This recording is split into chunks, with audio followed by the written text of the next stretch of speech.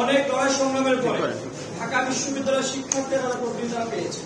ডাকসু নির্বাচন হয়েছে, এটাই আমাদের জন্য খুশির খবর। আপনারা জানেন বিগত সময় ডাকসু নির্বাচনের আগে এবং পরে আমরা নানান সংখ্যার কথা জানিয়েছি, নানান সংশয়ের কথা জানিয়েছি। আপনারা প্রার্থী যারা প্যানেলে যারা আছেন, সাধারণ শিক্ষার্থীরা তাদের সংকটের কথা জানিয়েছেন, সংশয় জানিয়েছে যে নির্বাচন কমিশন তাদের যে আনাড়িপনা, অপরিপক্কতার যে বিষয়টা, তাদের যে কথায় কাছে যে মিল নাই, নবজানোর যে মনোভাবের যে বিষয়টা, সেটা আমরা বারবার জানিয়েছি।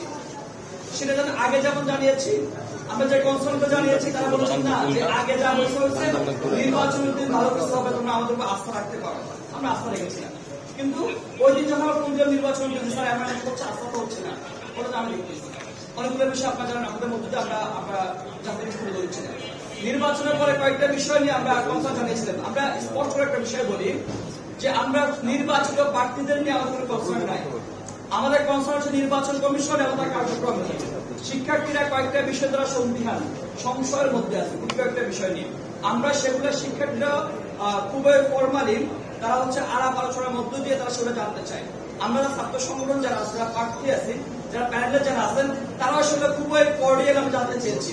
আমরা কিন্তু বিগত দিন যে সংস্কৃতি, যে মিছিল করা, মিটিং করা, মিছিলকে অবরোধ করা, এত বড় একটা অনেকগুলা আলাপ আলোচনা আসতে পারে, আমি সেগুলো কিছুই করি নাই। কিন্তু আজকে এতদিন পার হয়ে যাওয়ার পরও আমরা শুধু চেয়েছি নির্বাচন কমিশন শিক্ষার্থীদের মধ্যে যে সংশয়টা তৈরি হচ্ছে, স্বচ্ছতা, জবাবদিহিতা সেই জায়গাটা নিশ্চিত করা হোক।